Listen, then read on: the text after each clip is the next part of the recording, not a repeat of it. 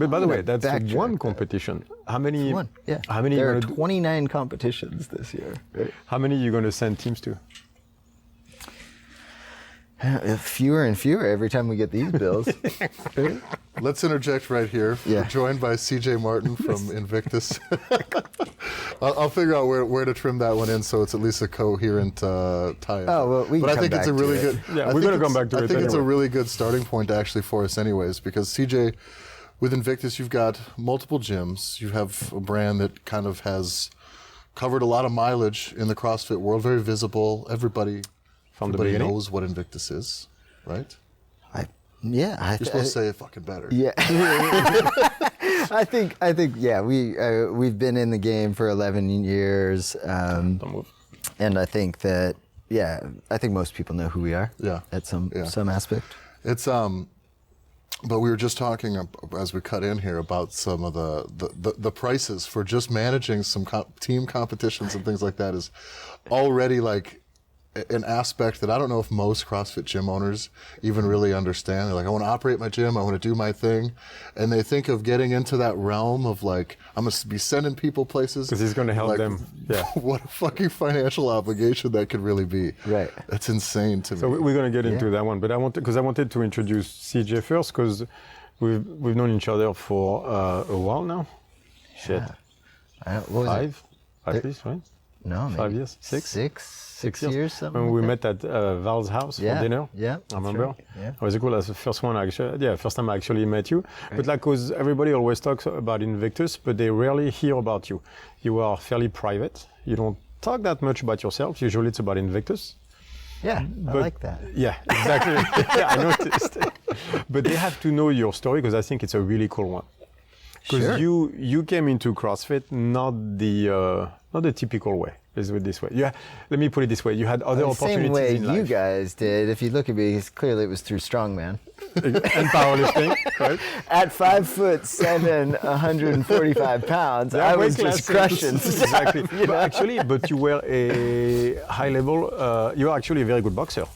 Yeah, I was a decent fighter at Taekwondo, and then I broke both my feet at Junior Pan Ams, and then went to boxing and did really well in boxing, and then had a beautiful moment with my boxing coach when I told him, hey, I'm thinking about deferring law school for a year so I can go pro. And he looked at me like I was crazy, and he was like, no, don't do that. I was like, what? I thought you thought I had talent. He's like, yo, yeah. He's like, let me tell you. He's like, I boxed because I had to. His last completed grade was like the 6th grade. He's like, you're going to law school. He's like, so you want to go get banged out for $400 in a 4-round fight? Also probably against a guy who had to. Yes, exactly. And he makes a difference, by the way. Yeah. Right. Yeah, I know that from going to Brazil, it makes a difference. Yeah, and what I would say though is like, there was an edge to that, right? Mm-hmm. When I would step into the ring saying like, nobody thought I should be there fighting, right? So there was a little, like you create that mental edge of like, no, I'm fighting. Like, well, we may touch into this like personality disorder stuff, but like I am a pure like rebel, buck the norm. Like, tell me I can't do something, that will motivate me to do it. Tell me I can't, I'll be like, nah, thanks. I don't want to do it anymore.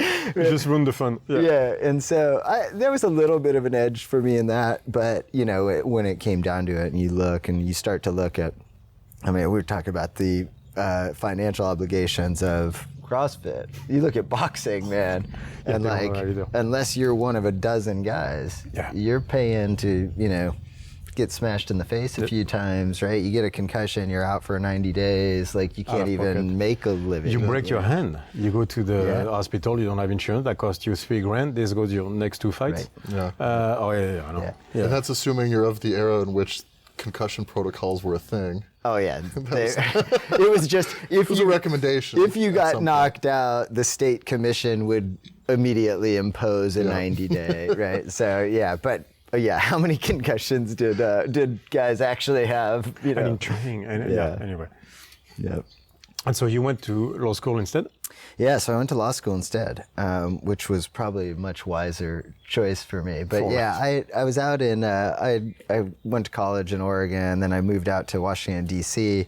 I worked for a member of Congress, and I was boxing, before and after work. And it was just this awesome two worlds collide for me, right? And I was the only white guy in the gym, right, in a very heavily African-American area of Washington, D.C., and I loved it. And at the same time, growing up on the West Coast, right, I had never been in a place that was as segregated, right? Like I would go before and after work and be surrounded by, African-American friends. Right. All black people, no completely segregated. Yeah. Yeah, exactly. And then I'd go into the office, and what I'd have is mostly white staffers walking the halls of Congress, but then you go down into the cafeteria of like the Rayburn building, right? And all the service staff was African American. The barbers were all African American, and I was like, wow, this is crazy. And so,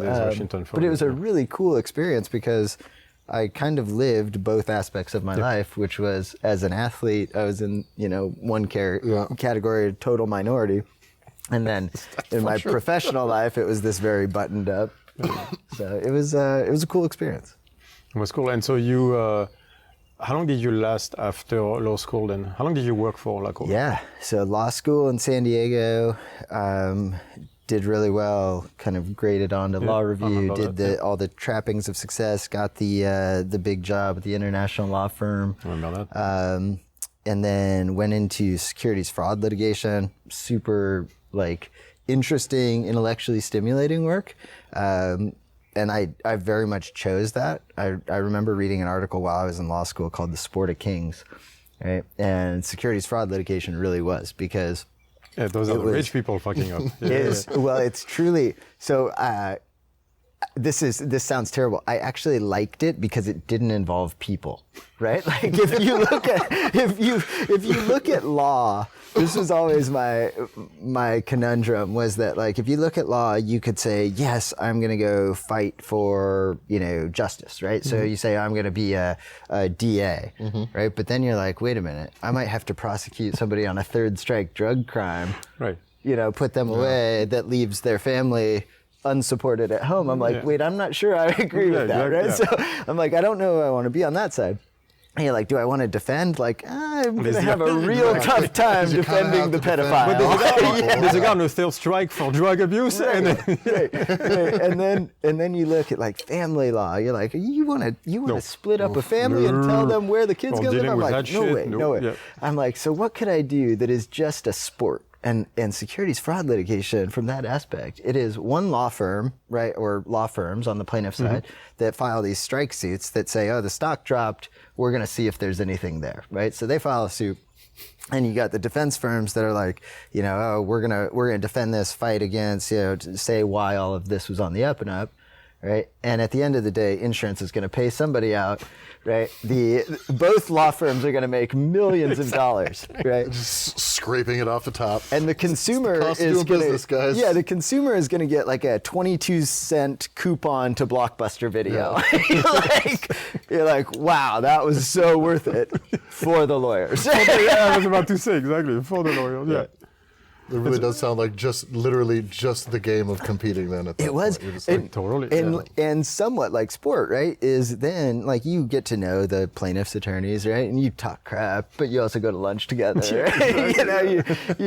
you have this kind of fun environment, but it's fighting. It's totally fighting. Yeah, it is fighting, and I think all of us that, or at least my perspective, was that it was sport, right? It was our job. It was our job to be as good as possible, and we obviously had to do everything in our power to defend our clients, right? But at the end of the day, it was like, was anybody really going to be affected other than the corporate entity and the law firms? So that was 5 years. So I spent 5 years doing that, and really did enjoy kind of the intellectual stimulus of it. But the very thing that got me out of it was what I just said, which is who is really affected, right? And when we sit back and look at our lives and say, okay, like, was this a worthwhile existence? Yeah. Well, And- plus, you keep going past 5 years. It's 30 now. Right. And you wake up and you're like, what did I do again? I still very vividly remember sending an email at 2:33 in the morning to my 60-year-old partner who's up in San Francisco, and thinking, shoot this off, then clean up a couple of things and go to bed, and then getting a response. And I looked and I'm like, okay, I got no problem working hard and climbing my way up the ladder. But when my 60-year-old partner is responding at 2:30 in the morning, That's I'm the like, top of the ladder. Is that where I'm going? I'm not sure there's an end in sight to this. Right. Yeah. Yeah, plus, well, you survive on the competition juice anyway, right? So that never goes away because you get addicted. One way or another, you get addicted to that. Yeah. Yeah, the adrenaline of it, yeah. So what do you start looking for at that point? Are you looking? Do you get there and start looking for an out, or does something? Yeah, you know what? I didn't. And my process to actually leaving law took years, even though it looked abrupt. Yeah. It was always, I was raised with just a really cool sense of giving back. And so I knew probably 2 years in that eventually I had to do something else, right? I had to do something that was meaningful, because I just could never see, my tombstone, like he successfully defended, Fortune 500 companies. He litigated pretty hard while he was here. Right. I'm like, I don't know if that's the legacy I want to lead, but yeah, I looked at all sorts of routes. I thought about, trying to get into the U.S. Attorney's Office and prosecute white collar crime and do all sorts of stuff, nonprofit work. I would have loved to have gone back to school and tried to be a professor, but the thought of, being back in school for another 8 years and then being, shipped to whichever city you end up getting a job at without the academic world and everything. Yeah. Ooh, yeah, that one. No. And so that was one thing that was really clear to me, was that I'm somebody that really enjoys freedom, right? Yeah. And I'm like, the academic world will not give me the freedom. Don't fucking way. Working for the U.S. Attorney's Office, there's going to be some bureaucracy and red tape. And I was like, I don't think I can do that. So I didn't know what I was going to do. I'll tell you a really great story that puts me in a really good light too. Is I do remember at one point I met some guys that were firefighters, and one of them had been a lawyer. Really cool guy, and so we were chatting. And I was like, maybe that's a path for me. Yeah. And I was walking my dog at the time, and I'm walking my dog, and like just so in my head, like, yes, this is what I'm gonna do. And like right at that moment, I looked down. I had almost stepped on a dead squirrel, and I shrieked. I stepped back, and I was like, maybe I won't be a firefighter in that moment. I was like, nope, I'm not going to do that. I don't think I'm cut out for that. You turn around, you're like, guys, please don't tell anyone that I yelled. But it's those moments that tell you what you should do in life. Yeah. Those are good moments. Yeah. I had to be real honest with myself at that moment, that I probably wasn't going to roll up on a motorcycle accident and react well. Like, all right, this is my world now. Yeah. So I ended up, during that process of just not even before I was looking for an out, right? Also realizing that I had been an athlete all my life at some degree, played baseball in college. No, more than some degree. Justice where justice is due, man. Yeah. Credit where credit is due. High level taekwondo, boxing, those are not simple stuff. Yeah, and so I enjoyed the process of it. Yeah. Right. I enjoyed competing, but I also really enjoyed the process of training for something. Yeah, and you're like achieving goals and stuff like that. Yeah. Yeah, and so. When shit matters. Basically. Yeah, and then I found myself as an attorney, no longer competing in any sport, going to this 24-hour fitness on a lunch break, like literally having no clue, right? I mean, because I had always trained for a sport, for boxing, for taekwondo, and so it was a lot of like sprinting, plyometrics, right? Running for aerobic endurance, like all these things. And then I was like, I'm like doing bicep curls. I have no idea why I'm doing bicep curls, right? But the other guy's doing it, so yeah. I think for a while I was standing on a Bosu ball doing stuff because all everybody was tried. doing it. And At I was least like, hey, I'm pretty good at this. So I'm like light and have good balance. Like I'll crush these 15-pound dumbbells on this Bosu ball. And it just was miserable with it though. Like had no reason why I was there. Don't feel comfortable in the gym. Yeah. No, that's the worst part is when you're there going like, I have no idea why I'm here. And That is not a good feeling. And like to your point about that kind of achievements, right? Yeah. Always knowing. What am I doing? I had no metric. I was like, what am I building to here? Am I getting to 17.5 pounds? Right. And it Dumbbells was- on the bicep curl, is that what I'm It shooting was for? Yeah. just solely about like keeping some aesthetic normalcy, which I never like had to do and never really No, but cared Carlo, that at least much you were about. training, doing something. I found that it's almost like that's the abyss when you start to go down that road where you going to 24-hour fitness so you do something. Oh, mentally that does not go well. Right. Yeah. So that sucks your soul. It was terrible, and so I was like, I gotta figure something else out. And so one of my colleagues at the time, and he had been a firefighter before becoming a lawyer, he was like, hey, my firefighter buddy showed me this video, and it was like old school CrossFit video, right? The old Nasty Girls I thought it was video. going to be of a guy squirreling it. No, this one was better. Yeah. So, and I saw it, and I'm like, man, I swear I ran past a place that was doing that the other day, and I had, and so I drove over to CrossFit San Diego, which was one of the very early gyms. And What year is this this is about? 2006. Okay. Yeah, it was toward early. the end of 2006, and I looked at, I stuck my head in. I think I took my dog for a run, stuck my head in. The place was disgusting. Like ceiling falling in, mats are dirty, like. And I was like, yes, I'm home, right? I know that one. Yeah, because very much like my boxing. Like a boxing I was about to gym say and boxing Boxing gyms gym are the was gnarliest like thing. the boxing gym I was at in DC was above an auto garage, right? And Felt jiu-jitsu place for me. yeah, it's just like and smell, I love yeah. that because you were there to do work. You weren't there to look at the mirror and see if there's other pretty girls. It does not smell good. It does not. Yep. No, like, and so I was like, I dug it, right? And so I got into it, fully drank the Kool-Aid, and then being a not particularly well-balanced person, I decided that I was going to read up on it, right? And so then Cool. I think they started the CrossFit Journal in 2002, and by like my third month into doing CrossFit, I had read every CrossFit Journal article, and so then I was like, well, what's next, right? And especially early. I mean, the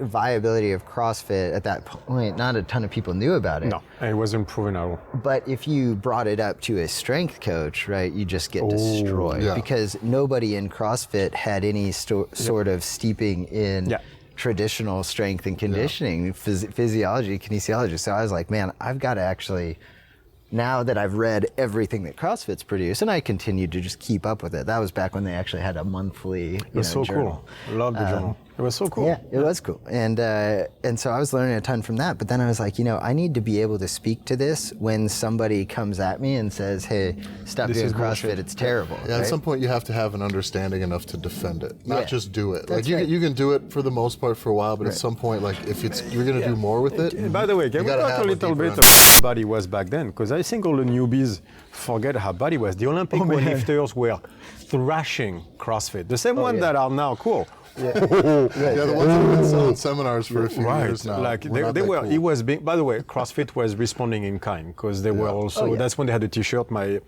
warm up is your workout. Yeah. And all that shit. So they were. And Gabe Castro was blasting global gyms and everything. But man, CrossFit was getting hammered back then. Like from like mean like. Non-justified stuff. Yeah, but sometimes deservedly so. We were doing workouts that the sole goal was like when I was programming workouts early on was just to see if you could survive it. Yep. Like there was no thought of progression. Like you would actually get better the next day. So people know there's no ABCD back then. No. It's one workout, It was as one workout. hard as you could make it, and Yeah. if you don't get a heart attack, you're a pussy. Right. Yep. Yeah. I remember a workout that Josh Bridges and I were workout partners, and so we would write up these things. And Ouch, we would, by the way. Yeah, it never turned out well for me, but we would write up these workouts. I remember one. It was 100 clean and jerks and 100 rope climbs. What a great workout! So we survived barely, but well, he was done, and then I don't know. I was working for another 40 minutes or something, but Exactly. yeah, it was. So yeah, those early days were brutal. So I acknowledged very early on, like I've got to learn. We gotta do better. A lot more. Yeah. And for me, not coming from a sports science background, right? Not being an athlete, but not a high level or not coming straight out of athletics into this. I didn't have any real connection to fitness, right? It was just, but I had one pretty decent power to learn, and I could learn principles pretty well, and that I attribute to being a lawyer, right? Like law school is learning principles. And then gaming the shit out of them. Well, yeah, because you have a different set of facts with every client, right? Yeah. So you can know cases, but you're never going to get a case with the exact same facts. Yeah. You're going to get a case that you're going to have to say, what were the principles of that? What are the analogies? How can I make this work? Carries over to the next. Yeah. To the next. And so that was even really early when I was in CrossFit. I started reading stuff, and I was like, okay, I need to not worry about what the rep scheme was. Yeah. I need to worry about why that rep scheme might have worked, right? Yeah. What does it do? Yeah. And so that was really kind of how I got into it. And then the gym owners actually moved out of town very abruptly, and so a couple of us were like, "Well, dude, give us keys. I'll open up." Right. Yeah. And so it turned into a coaching opportunity very quickly. There was a power to those workouts, though. When you come and you say "fuck it," but that works only for people like us, though, that have the athletic background and that love dying like that. But there was a power to that, to be able to go like, you know what, I'm just gonna murder myself. Now, don't get me wrong. Over time, no. I always thought though that, like, once in a while, Right. especially in the beginning when anyone first starts, like when I first started training like that, it was the same thing, but it was also because I didn't know anything at all. I couldn't move worth a shit, didn't know any of it. So it was very I could deliver on the one thing I had. Right. Which is like, well, I got to move. I know I'm not good at that, so I'll just do that harder. Right. and so, but it's always funny when I was coaching, you bring in new people into the CrossFit space, and there's some workouts where they'd start, and you're like, oh, bless your heart. Yeah. Like You go in, are just gonna fucking die right now, and it's fantastic because I would see as years go on, you start to see, you're like, oh, now you're terrified of that. Right. But there's a freedom to that, because that was the first training system that was based on constraints. Yeah. Like intensity, all that stuff, and non-objective, which is bicep curl, squeeze, do this and everything. Were you doing what the other guy is doing exactly the same way? And what if I want to do that? It's bad. Yeah, but can I try? No? Okay. Well, that was the system. So there was a freedom to that. It was like, you know what? And Just fucking light it on fire and go. You and I have spoken, and I think there was huge power in just the learning, right? The learning what your capabilities were, Truly. the learning the new movements, right? And how far can you push this? And man, that is super powerful. When you look at those, like the Kool-Aid days of CrossFit, right? In a class format, by the way. Yeah. Because that also contributed. Class Suddenly format, you're bunch killing of yourself, but the people. guy next to you is doing it as well. Right. You go like, well, let me see then. And Plus, I think that there was so cool. there was enough. There really was a broad amount of variation out there, to where like if you do come in and you're not going to be good at more than a couple of these things. You know what I mean? If you're the average person. That too, yeah. And so there is this constant, humbling challenge to learn. Yeah. Like that every day. At least 60% of the movements you're going to be doing, most likely, at least for me, were going to be problematic. Right. Which meant that wasn't going in there dick measuring. You just can't at that point. You're like, all right, now I just have to learn. This is what I loved about Jiu-Jitsu is I got my ass kicked. I mean, I'm still good, but and you go like, oh my God, like the learning rate is that big, and you go like, there is an entire universe in front of me that I'm barely starting into. Right. There's a power in that. Yeah. I think that it's huge, Yeah. right? And I know, just even in my personal journey with fitness over the last 14 years or whatever, is that you look at that and you're like, man, just that newness and learning is so powerful. Yeah. Right? Yeah, that's where it is. It's past just the physical stuff and getting the abs. This is where people fail. The second they start to think things back, usually they're done. Right. When you go into it going, I'm going to learn me as a human being. And by the way, what I like was like, well, because he made me quit on a bunch of workouts, which I wasn't used to. And I was like, wait. And of course, I'm watching Greg Edmondson and everything saying, he can do it. Right. I don't like that. Yeah. So let me go back. And then the next workout, I still fail. And I'm like, what the fuck? So now I'm pissed, but it was cool. Because now I'm talking to other people saying, what's your time on that one? Right. I'll be right back. There was, that learning experience that I missed a lot. I only found it in Jiu-Jitsu. Yeah. That was the only place. So did you build this coaching thing up out of somebody else's rotten space? When they had abandoned it, was that kind of where that started? Yeah, kind of. So they, when the owners of CrossFit San Diego left town, like I said, they gave us some keys, and I was, so I would wake up at 5. I'd open the gym at 5:30. At first, it was supposed to be just to work out, and then people would come in. You're looking, you're like, that dude's gonna kill himself, right? And then so very quickly it turned to coaching, and so then I was coaching from like 6 to 8 a.m.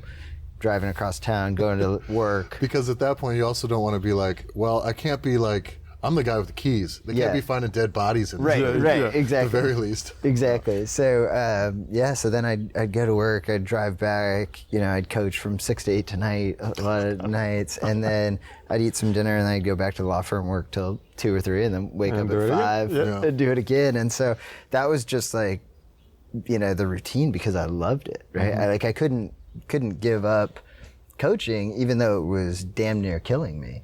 Yeah, because you slept 4 hours a night. Yeah. It was ruining my health and wellness. Absolutely. And then I, of course, hurt my back pretty bad in the midst of that. And, yes, those workouts have a price, by the way. Yeah, I'll still never forget deadlifting in weightlifting shoes, because we thought that was. I did that too, by the way. Yeah, I remember those days. In retrospect, I'm not sure that getting up on your toes for your deadlift was the best idea. Well, you had to figure it out. The problem is you figure it out. It also is nice. It is nice though to hear you, CJ, say like, no, I didn't know what the fuck I was doing. Because that's such the nature of the it. culture of CrossFit back then also was, do not listen to anybody else. Yeah. We all went into, so at that stage you're like, oh cool, I don't have to listen to anybody. Let me try. And you figure out that, sometimes elders tell you not to do something for a good reason, but fuck it. Right. You know what I mean? Yeah. Who cares? Yeah. But the one thing that attracted me the most to CrossFit was also, it was supposed to be the Jeet Kune Do of fitness, right? It was supposed to be like, hey, we're going to look at all methods, and whatever works, we're keeping, and whatever doesn't, we're discarding. And so, there was a point that it became a little more dogmatic of, we're not going to listen to anybody.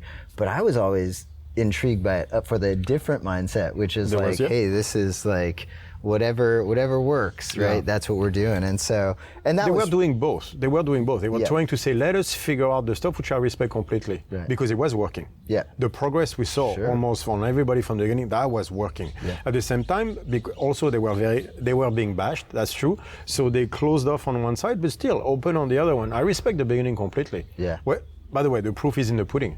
Look at the strength of women shooting up over the years. When I saw that, I was like, guys, you have to shut up. Well, I went around like all the strength and conditioning guys saying you have no idea what you're talking about. And I think they proved it. I think at that time when the competitive population was much closer in skill, if you will, to the average population within CrossFit back then, that you could really see that progress shown on the competitor side. It was very impressive. In the way the competitive side of the games moved forward in 5 or 6 years, like what the human beings were capable of doing and putting together as a package out there was fucking insane. Like what took off in a decade. We're talking 2006, 2007, so that's the first games. And the progress within 2 years. of the level of people. You were like, CrossFit is up to something. Trust me, I know. I competed at 7 and 8. And it was like, oh yeah. We didn't get that in the beginning. This sport has passed me by. By the way, CJ, 2-time game athlete. Just so you guys know. Exactly. I start hashtagging that on every post. Exactly. Well, fuck yeah. I'd have a t-shirt if I were you, but yeah. So you, so when do you decide to quit law school and just go full retard? So I spent, so that was 2006, and in 2008. You did that for 2 years?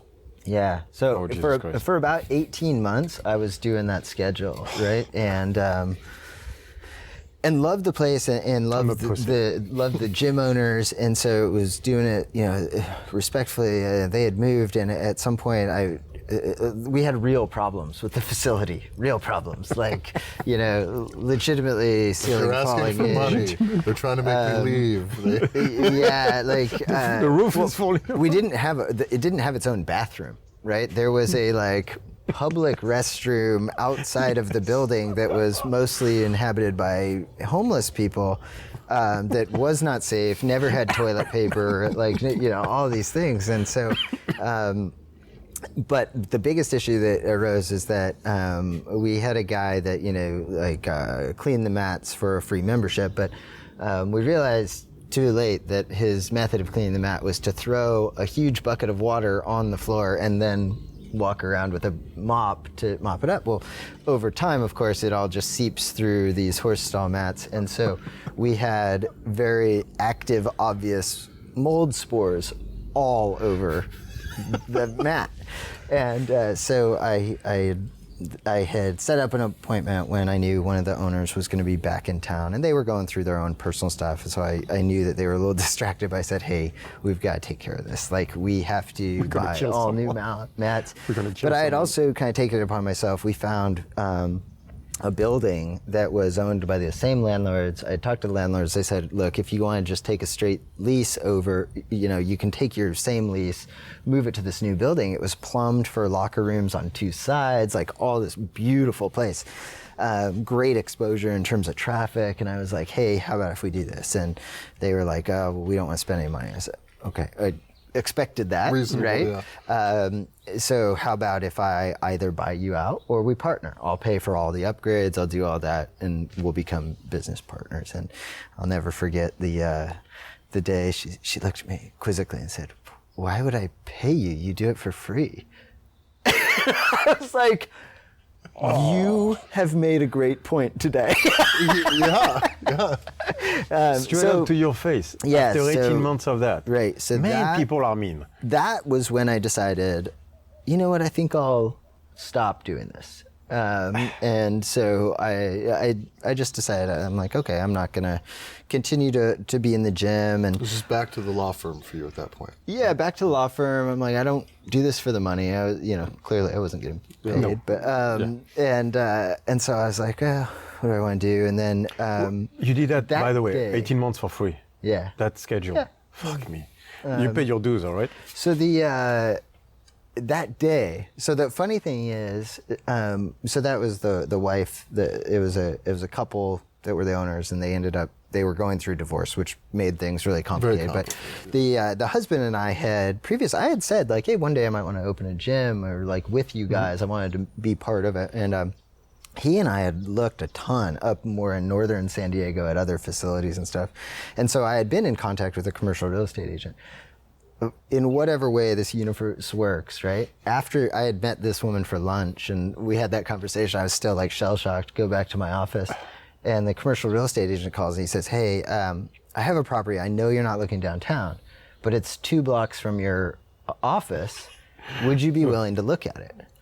And I'm like, I'm actually walking out the door right now to walk for 2 blocks and blow off steam. So, and also, I just am now free for sure from 4 to 6 in the morning, and 6 to 8 at night. And even if it's really close to the other gym, I'm cool with that too. Yeah, and so I actually walked down. That became our first, you know, The one I our see. first, yeah. No so shit. in Little Italy. So from the San beginning, Diego. you had that one. Yeah, that was like the earlier, our first spot, and it was a beautiful space. It was auto upholstery, but it was, you know, in this really cool part of San Diego, surrounded by you know, high density residential condos, and you know, just kind of a dream location. And so we got the keys on the day before Thanksgiving in November 2008, and we didn't have, you know, I was self-funded. No money. It was like, so we had a group of friends and family that on Thanksgiving and the entire weekend just demoing out everything, you know, so that we could start construction on the Monday. So, yeah, and that was the jump. And so the whole plan though was I was going to continue to work as a lawyer 50% of the time, and then run this gym on the side. And I got dying was never an option. dying. Okay, yeah, I'm just curious. Yeah. And honestly, we got about 2 weeks into the construction, and I was like, this makes no sense. Like if you want to be successful, right now. If you want to be successful at anything in life, like you better commit to it, right? And I was like, what am I doing? Plus physically, come on, yeah. So I said, okay, like you know, and I was fully prepared to eat, you know, ramen noodles for a year or whatever if I had to. I did not remember 2008. The market had just absolutely tanked. Right, we're talking November 2008. Oh yeah. That was, we opened the gym at the same time. Yeah. Right? Exactly the same time. That's everything funny. November that's when I opened PV. I signed the lease 3 weeks before the market crashed. Right. Yeah. So, sounds to me like your real estate guy maybe had a hot tip that something was coming, and he might have wanted that locked up in a lease for a couple years. Luckily, I think it had already been well on its way down at that point. Yeah, he already ate a sack of shit on that one. I was like, listen, just get me out. Right. So, so I decided, I was like, well, so I gave them my notice. It said, hey, December 31, 2008 will be my last day as a lawyer. And, you know, they all Now, thought what I was I want to crazy. know is how your mom took that. Yeah. How did Karen take that one? So that was, so they were my last salvation to save me from making a mistake, right, is my parents. And I thought for sure, we grew up my parents were hard workers, but neither of them, you know, had the opportunity to go to college. And we grew up, they took care of anybody and everybody that needed help. And so, sounds like him. You know, at one point we had 6 people in a 900 square foot house, you know, very meager incomes at the time. And, you know, here they had provided this life and love and support, and it got me to college and then graduated and then got me to law school and then this amazing job making a ton of money. There's all this opportunity on the other side of that. I'm like, so I'm going to go to them and tell them I'm going to quit my job making $250,000 a year so that I can open a gym. Right? And lose $250,000. Also, and it's like, you know that really dirty little place that I've been training at? It's going to be kind of like that. Yeah, it's going to be a bit bigger, And so I thought, well, they'll save me from doing anything stupid. And they totally didn't, right? They you know, in the way that only my very loving parents could, were like, we think you should definitely do it. And we think that, you know, it'll make you happy and you can make a difference in people's lives, we think it's absolutely Fuck, I grew up in the wrong family, I knew it. Yeah. They were and have been, I mean, at every step of my life, but, you know, even in the business, like they have been so supportive from day one. For people that don't know, they are very much active in your business. Yeah, and everything, they tried to retire. Everybody calls Karen his mom at Invictus and everything. Yeah. Pop's Moms email Pops, is even Pops at exactly. Invictus. Karen, like every time we went athletes camp, she took care of us, everything, bought us food. Always, it was so cool to see. Yeah, so they You know, that was one of the big things also that attracted me to Invictus was that. When I saw your parents there and all that stuff, I was like, all right.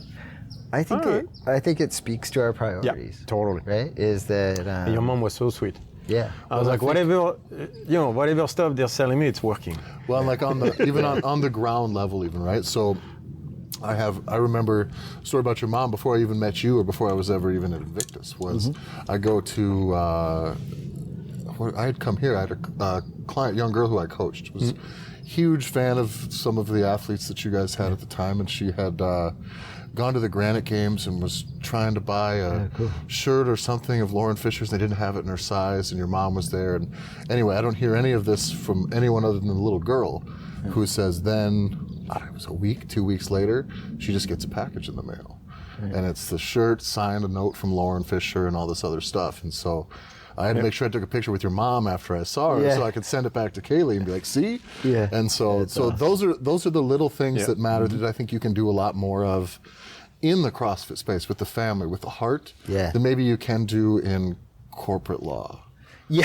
At least I think your mom would have the same impact. Matter more to you. Right. You know? Yeah. Oh, absolutely. And that is, I mean, that's so much my mom, and that's infused our business, which is like that story of this girl, right? We talk all the time about like, hey, go above and beyond, but it's why, right? It's that it was never about selling the shirt, right? It's not the $20 or $25 or whatever.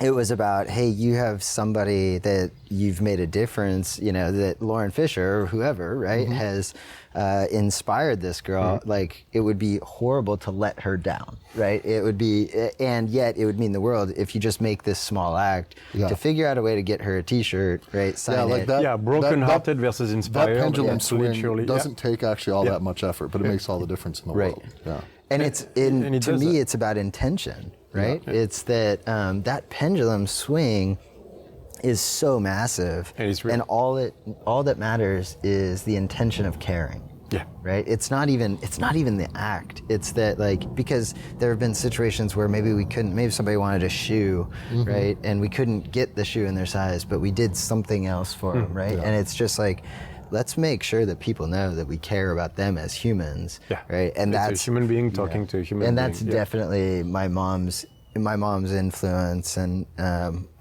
she reminds me I'm a good balance of my parents, but she reminds me that how important that stuff is.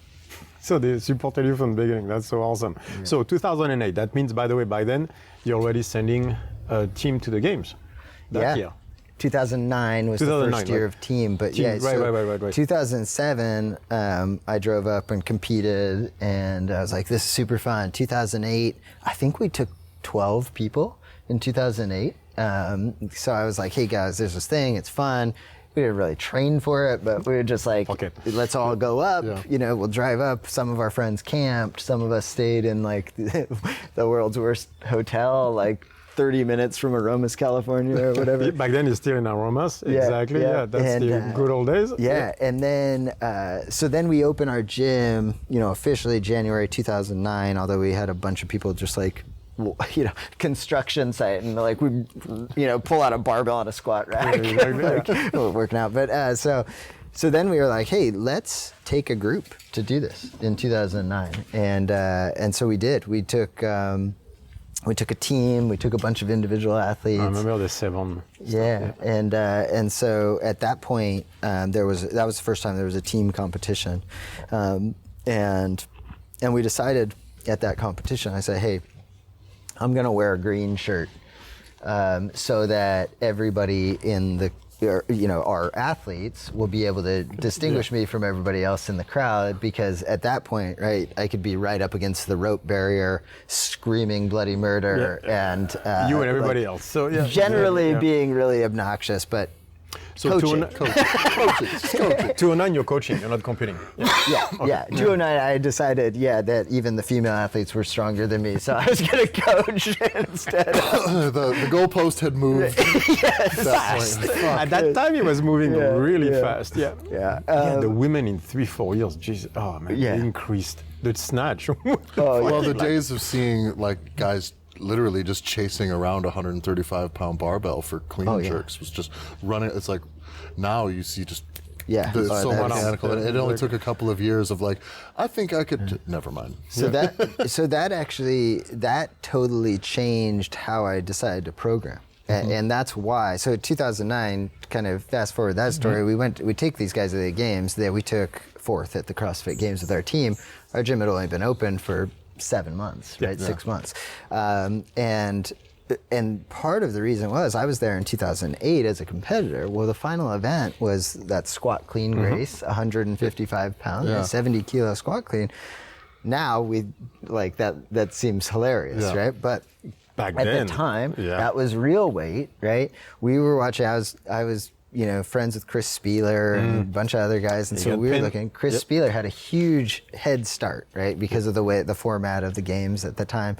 And that was the time thing, right? Yeah, so it was actually really cool. Really so He was winning. took, He was about to win the CrossFit Games. They took how much you had won all the previous events, and then you got the last to start. event was a staggered start, Yeah, right? staggered Whoever start. finished first technically won. He was, Yep, exactly. And they rolled the thing, and the squat cleans. Right, so it was cool. So, but I'm like, I have a old school camcorder, right? And I'm videoing Chris, and then we were like, oh, James Fitzgerald's really good. He's over there. And then there's Josh Everett, who is known as the weightlifter. And so we're looking, and I hear somebody they're on 16 or 17 reps.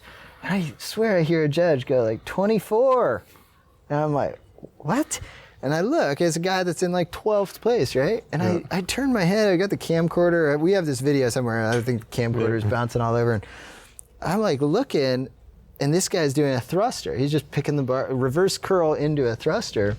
Right. All right, Jason Kalipa, who ends up going on to win, right? Kind of funny story is he won, the judge was 30. Castro has the mic. He's on the other side of the. Nobody was there. Nobody. Freddie Camacho, another OG. Right. Freddie had to run down into the arena, run over and tap Dave and be like, "Dude, it's over. That guy won over there." Nobody was paying attention. You can see that on that Every Second Counts documentary that came out on that same deal, because I think that was when they filmed leading up to it, a lot of the other people going through. Oh yeah. And you don't see Jason Kalipa on video until almost that exact moment. It actually looks about whatever your camera footage probably is. Yeah. Because all of a sudden there's just confusion. Yeah, people are like, and then there's a quick won? cut to his last 2 reps, and then nobody's there. Right. And that was the climactic ending. No, but it was funny because I competed that year also, and there was an event. It was a 275-pound deadlift and burpees, right? Well, the 275 was I mean, I was cat-backed, ratcheting the thing.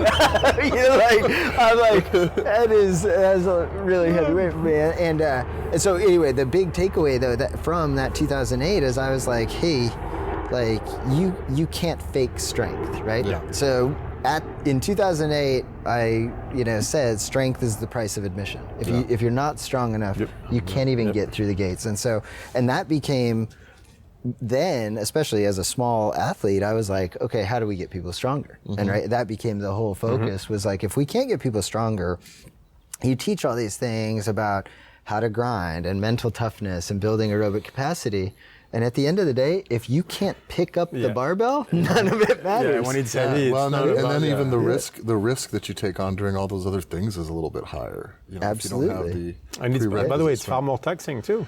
The other thing is that strength takes a very long time. A very long time. And so what I think people miss is sometimes you're getting some people who are already very strong or genetically very gifted, good responders to it.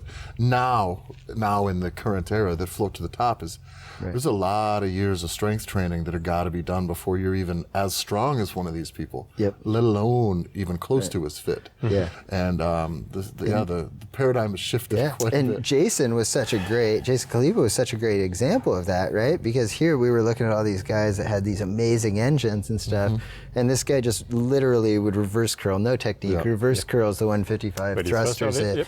And he'd come from a bodybuilding kind of more traditional background. And you're like, well, that guy's just strong, right? He's just way stronger. And it did throw the curve off a little bit too, because you could be just strong enough. He didn't need a 900-pound deadlift, but he was just strong enough to where you could kind of bully everybody else. What I find super interesting, compensate for everything. Those moments shape an entire sport, because when you turn that, you get 30 muscle ups for time.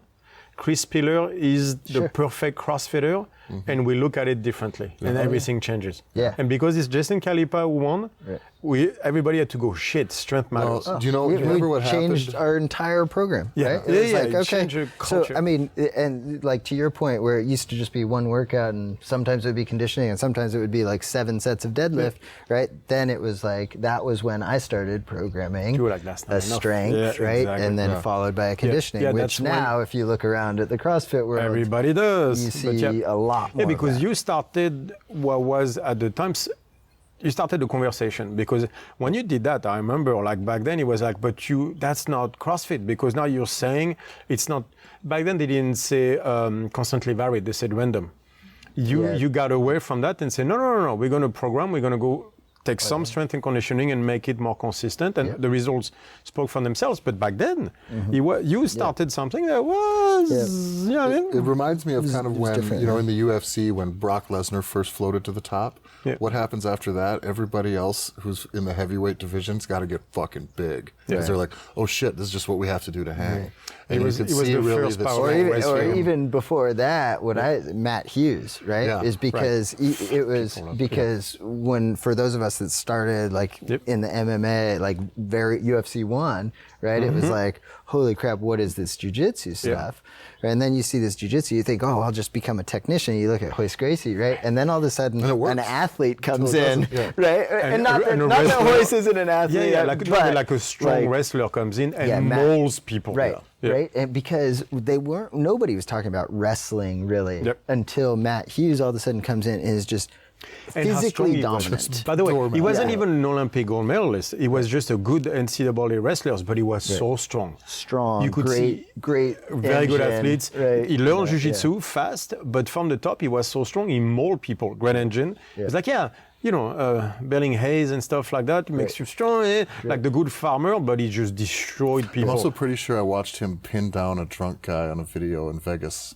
I'm sure he's done that. Yeah. But he had a major train accident. But so I find it very interesting because Jason changed the sport. But through the culture, through you, through people. But the fact that he could do that, suddenly everybody had to go, all right, maybe it's not just gymnastics and, like the pyramid. Yeah. Yeah, well, guess what? But I credit that moment, right, of watching that and saying, okay, coming back from 2008 games and reflecting and saying, wait, if we're going to be competitive, if we're going to make this a sport for the people that want to train in the sport, we have to prioritize strength, right? And so it changed the program. I think that, now we've seen everybody has a big strength bias to a lot of their programs. And Well, they learn from you. By the way, how do you go at this? So you go back home, right? Yeah. Your background is not strength and conditioning. No. You read, but it's not your background. Yeah. So you immerse yourself Yeah. into strength and conditioning then. Absolutely. Great lesson, I think, for whether you're a gym owner or you just, whatever your industry is. My first year, mind you, That's where I'm we going. didn't make any money. Yeah, I know. right? That's where I'm going. My with this. first year, 2009, we spent over $30,000 in continuing education seminars, right? So I did all the Paula Quinn seminars I could. You're a level 4 Paula Quinn guy. Yeah, Paul Check stuff. I did, basically we did Perform Better summits, right? And I would take all my coaches. Right, And, I remember those. Yeah. And I'll never forget, Tino talks about this a lot when he talks to our younger employees and stuff. He said, we went to this thing and CJ's telling us in the car, hey, we're probably going to spend 16 hours here this weekend. You're probably only going to get 1 or 2 things that's ever useful, right? And that's the way this worth works. it, Yep. right? Yep, Because totally. if you figure out 1 or 2 things that you can look at that's going to make a difference in somebody's performance or their lives, right? If you figure out how to connect with somebody better or a better method of training, what's that worth? It's your responsibility to get it. But that's the thing people don't get too, is those 16 hours, you'll get 2 things. By the way, that's the way learning is. When I read all my shit, I get 2 good stuff out of But it what might takes save me you- 8 hours to read. And it might save you 2 years of finding that out the hard way. Yeah. In your own, Hurting within 16 your own people system. in the Right. process. And even the Charles Poliquin, who I think his passing is horrible because that dude was maybe one of the smartest guys anybody could ever meet, right? But you have to remember, at the time I'm doing this, 2009, Charles, I'm a little skinny right? Like not an athlete that matches his profile of what an athlete should look like. And then I have like a CrossFit shirt, right? Charles would just as soon try to flush me down a toilet as talk to me. Right? That's true. At that point, that probably wasn't the best time. Oh, walking around with a CrossFit shirt in those things, you had balls to do that, because that did not go well at the time. Yeah, so showing up to these seminars and stuff, like he couldn't believe I was there. But then I remember, like, at later seminars, and it's funny because a lot of the guys that I was in with are doing really cool stuff now, and it was just a really cool group that we ended up with. But then at some point, I remember having a conversation where we were talking about females and pull-ups, which has always been, that was always something with Charles, right? That was, a real kind of standard, is that if for a female to do strict pull-ups, it's a pretty low percentage population-wise, right? Let's be honest, back then, it fucking was. But we thought that was important right away. And so we did almost every class that we would warm up, we would do like these line drills, right? Like walking, perfect stretch, right? Perfect stretch, they'd walk down, call it 40 feet, right? They'd turn around, and on the way back, they had to go through the pull-up bars, and they had to do one pull-up the first set, right? And if somebody couldn't do it, you would give them the assist. We'd have them fight the eccentric, right? And then hang, build the, So then they'd come back in line, the next drill, whatever, Spider-Man crawl, right? They'd come back, and now it's 2 pull-ups on that next one, 3, and then they would repeat. So it was always, so they were always doing at least 6 strict pull-ups in a warm-up every day, right? And so I remember we were at I think it was the level 3 Poliquin or something in New York City, 2009 or maybe 10 at that point. And so the conversation came up, and I'm like, we've got 100 females at my gym that can do strict pull-ups. And they were like, no way.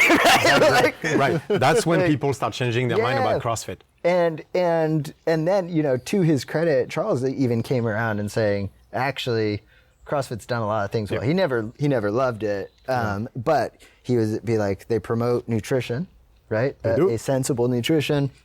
They promote hard work, and then he ended up... Not skinny women. Yeah, not skinny women. Muscle on women. Strength. Being strong, round, muscle. And there was a priority towards, like, whether it was executed perfectly or not. There was a real priority towards functional fitness in that era too. Well, moving too. By the way, Greg Glassman always said that. I think that was one of the pieces that bought CrossFit a lot of credibility going into that kind of next phase, where you were able to absorb and co-opt space into all these other industries. And they proved it through the women, by the way. Yeah. Like the jump in women's training from 2009 to now is all CrossFit, and it's absurd. Yeah, when you see the numbers, people with the fitness, just the overall fitness output of a games athlete, that's also able to compete in worlds, the weightlifting. Right. I mean, that's the women. The women, yes, the women. Can we just? Yeah, that's just. I'm just saying. Yeah. Let's be honest. That's the women. Remember when 135-pound snatch back then? Oh yeah, that was heavy. Not everybody was getting that. Yeah. I know. People forget. Yeah. Power clean, power snatch. Oh yeah, we're talking 95 maybe. Like the thrusters are 95 pounds. That was heavy. Yeah. The top ones were doing 95, if I remember correctly. Yeah. It was crazy. But by the way, so just to recap something before we move, you coach for free, 4 hours a day for a year and a half, right? And you spend $30,000 on seminars and continuing education the first year while making no money after quitting a good job. Just so you all remember this part. That's the minimum cost of entry, kind of, right? That's the... It was the cost of, in my mind, it was the cost. So I wouldn't even call it a cost, right? It was that if you want to be good at something, you pay your this dues. is the only way. Yeah.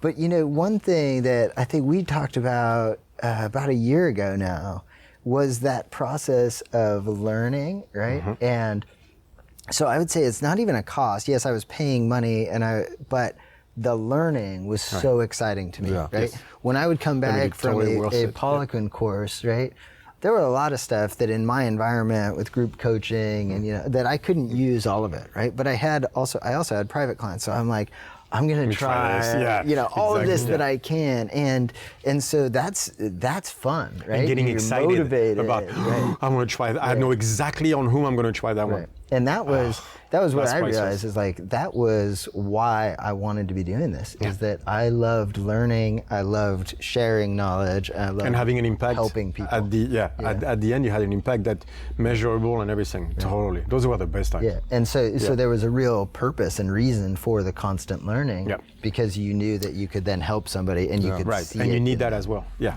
You need that as well because you could put it into practice. Right. Yeah, that's such a good feeling.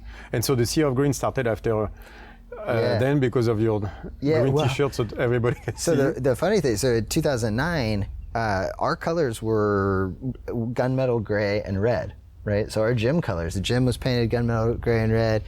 But that 2009 CrossFit Games, I made green coaches shirts just for the coaches, right? So that they could, if mid-event, they could look how many guys were walking around in green shirts, they'd be able to see me. So then in 2010, they changed the games to Carson, California. And I said, well, now we're in a stadium, they're not gonna see me anyway. Yep.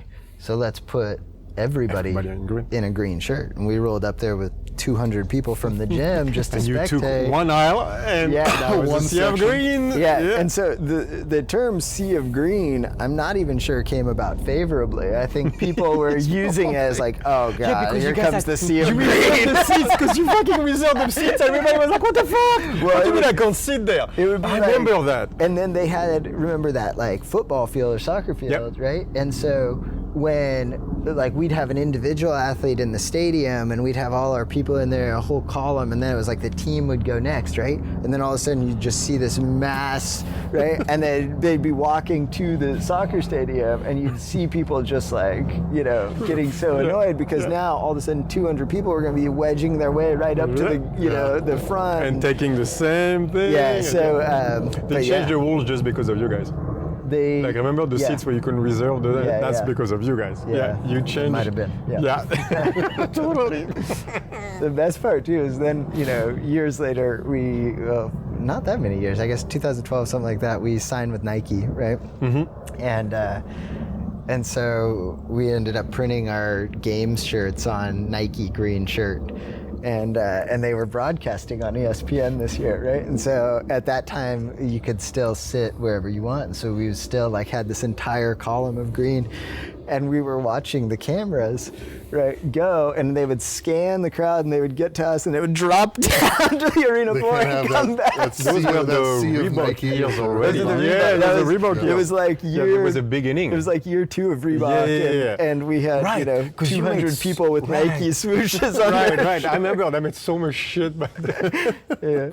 Oh, that was so good. Yeah. And so, all right. So now you're starting to bring the team every year and a bunch of individual athletes and everything. When did you start the online programming for athletes? Yeah. Well, from day one, we put our group workouts on, right? Our performance and fitness. Out there for free for people to get? For free, yeah. And originally, it was just one workout of the day, right? That was the other thing that we did that was wildly different than CrossFit was, in like 2010, I think, we said, hey, you know what? We got people with really different goals. Like my mom and dad were working out, right? We knew. We had, exactly. we have snatch muscle up on the agenda. And at the time, the answer was like, oh, you're supposed to give them a PVC pipe to snatch. I'm like, well, that's going to be great for her weight loss goals. What are we doing with a PVC pipe, right? Exactly, right. And so we just started to acknowledge we have to have different tracks for different goals. If somebody just wants health, wellness, longevity, I don't need them building to a 1 rep max anything. I don't need them Olympic weightlifting and doing things that are really CNS and neural intensive, right? I just need cellular work so that they can grind through. And so we created a fitness program. So then we were doing 2 workouts a day, that we were posting every day, 2 different tracks. And then... Did you ever get any shit over that? Because you, from the beginning, you have been one of the people who have guided CrossFit along a certain path. Well, I think almost even as when we talk about the training system, the way it's used, everybody has their own freedom, but like you said, by placing a little bit of extra emphasis on strength, by splitting up the days in which, the sessions the way that you did, a lot of that stuff was very outside the box at that moment. Which is very compared CJ, to but what it was you doing. changed the culture of CrossFit several times by doing stuff like that, no? I mean, and yet never once with any intention of changing culture, right? Like, and that, I think that has been, when we're doing well, we're solely focused on our members and the people that we're trying to help, right? When we've made mistakes at any point over the last 11 years, it's when we're worried about somebody else, either what they think or what they're doing or whatever. Like, and so we really have to pay attention to just keeping our blinders on and saying, like, who is my person? Who is my avatar? Who are the, hundreds of members that I'm dealing with? And are we getting them results? And if we're getting them results, then we can share what we're doing, and hopefully people find value in that. And if they don't, I don't really care about that. Because you're not my person. Because you're not my person, right? And so I think that's, when you say that, we've had an influence, that has been an unintended consequence at every step. Yeah, totally. But you did, so that's, Well, I think you did it by, just like you said, by trying to do right by your people first. Improving, but having the results. Right. Because you have, like, people know that, but was it like 2-3 years ago, I think the top 10 in the men, 9 of them came out of your system. Like something like that. Like, people don't always see the influence Invictus had from the beginning on the CrossFit competitive scene. And the way we shape programming, because eventually whatever happens on the competition translates to almost everybody within the CrossFit world. Yeah. So, And that's why I love, like, our fitness track, is that had nothing to do with the competition world. I think we're so well known for the competitive track, right? But people don't realize, like, we're doing the same things for everybody else. It's just that, what gets highlighted is the competitive. To Instagram. It's the Instagram. Well, that's the truth. Is the average person, the 99% that's in your gym, is not, just probably doesn't have as many Instagram followers as some of the rest. So it just goes a little further. The shiny stuff goes a lot further. Exactly. But that was very important, because I don't think people realize that most of your business is not the competition. How many competitors versus normal members you have? It's like, what, 95% normal? No. It is like 99.7% people that just want to be in shape. See, even Invictus, I keep telling people, like, there's still that fantasy that the competitors represent like 20% of the. I'm like, hell no. No.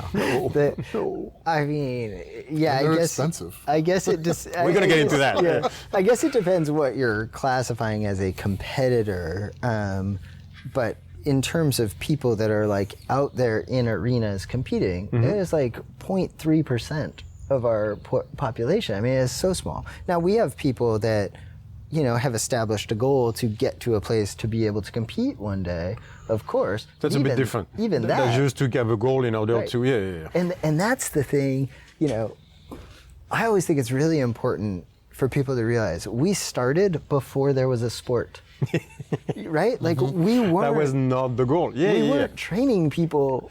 It was never going to be a sport. It's not a sport. It was a training system. Right. It was we were just training, and there was this fun summer event that Nicole DeHart won $500, right? From it's not like anybody was like, I'm a professional CrossFit athlete. It's probably still worth more if you write that on your resume than the $500. Exactly.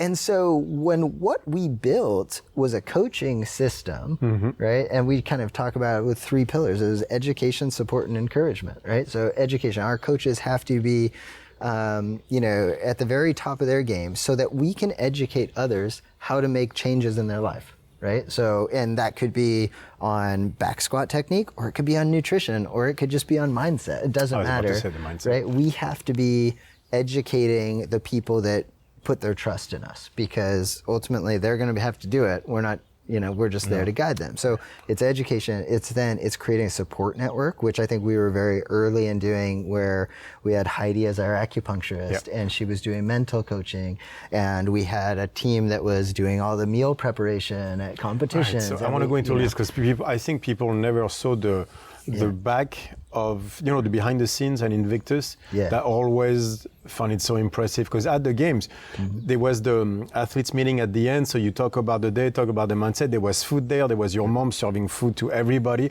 Everything was always super organized. An athlete didn't have anything to do but show up, sit, food is brought to you, you eat, you listen, you go to sleep. My mom did all the athletes' laundry for, right? Like, we had rooms set up for recovery before recovery was a thing. I mean, we showed up at the 2008 CrossFit Games with Rubbermaid ice tubs, and we were throwing people in ice baths right after events to cool their body temperature. So you're the one who saved half of them from that fucking... Val wasn't an athlete at the time, unfortunately, got heat stroke. But a bunch of them got, a bunch of them got violated by that one. So, So that support, right? We were like, okay. So from the beginning. It always came down to, so again, it wasn't a sport. One of the first groups we had at Invictus was what we called our weight management clinic, right? And it was essentially for people that had more than 50 pounds to lose.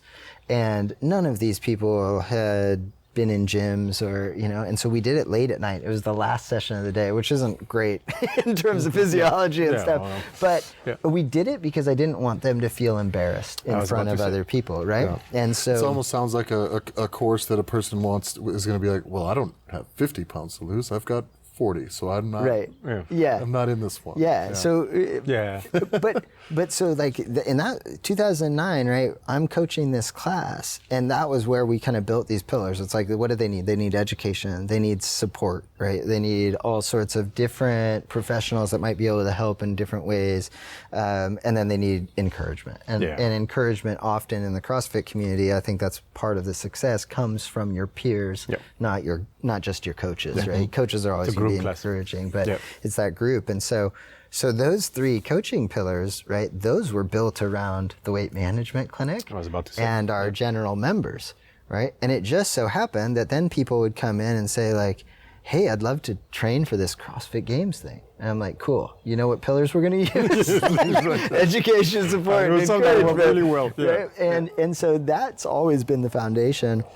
And then, it's like as more and more people started coming in with this goal of competing, we just realized, okay, we need an actual programming track for that, right? And so, as we did with everything, we used the results that we had in the gym and we just made it public, right? Yeah. So we launched our competition program, I don't even remember year, 2011 or 2012, I think. Yeah. Again, just for free. So in fact, I tell this story all the time, but it's still like, Peter Vachon, who's a real estate agent out in St. Louis, Missouri area, I never forget, he sent me a snail mail letter in 2012, I think. And it was like, hey, here I've got kids and, I've PR'd all these things. I've followed your program for a few years. And I've never been in better shape in my life. And I went on your website to see if I could buy a t-shirt or somehow support you. You didn't sell anything, so here's a check for $50. I never cashed the check, but it was always one of those moments where like, wow, that's how cool. Yeah. And then of course as a business owner, you're like, how dumb am I? Yeah, exactly. How much have I lost on that one? Yeah. Like we never... Because what small percentage of clients is willing to go that far? Yeah, exactly. When it's like, how much money are you leaving on the table? You've been losing a lot of money on the stuff. But it was that moment where it was like, oh yeah, I guess we should have some e-commerce function, because we weren't charging for programs or anything either. And so that kind of started some awareness that we should have an e-commerce. But even like to that note, we were such diehards about the community and helping people. We didn't charge a drop-in fee. So in the old days of CrossFit, old school CrossFit, right? Old school CrossFit, there was no drop-in. If you were a member of a different affiliate, you could go anywhere in the world and just be like, yeah, I'm here from out of town, right? And it was open arms. And we didn't charge a drop-in free until like 2016, right?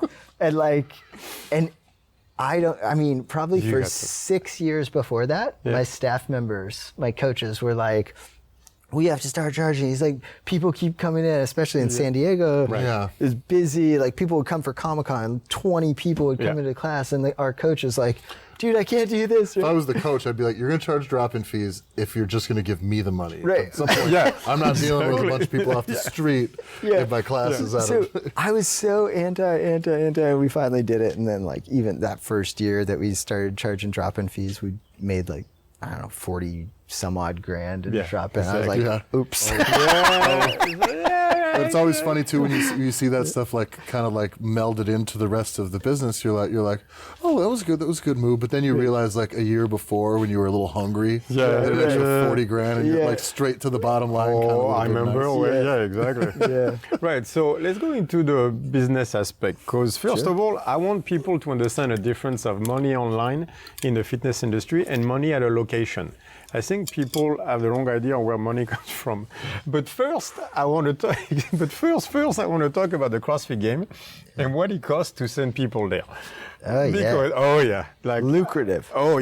Yes, I want to explain to you quite the an business model. if that's the word. The business model that you use to make money off the CrossFit Games with your athletes, please.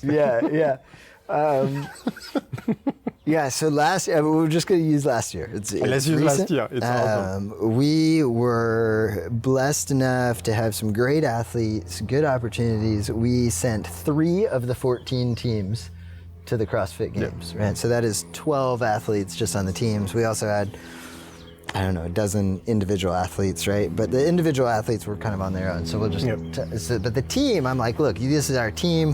They're representing Invictus. Flagship. So we're going to support them. We're going to make sure that they don't have to. It's one of the pillars. Right? And then 3 teams. And then you're like, okay, cool. We got to book a room, right? And they have to check in Tuesday morning and they have to be there through Sunday. And so we got a sweetheart deal, right? So we got like $800 off. And I'm like, and my room is still $2,800. I'm like, okay. I'm like, 28 times 12. Okay, like we could double them into a room, right? So now I got closer with each other. $2,800 times 6 rooms, and we still haven't figured out how we're getting them there and putting them on buses and getting them to the stadiums or rental cars and like all this.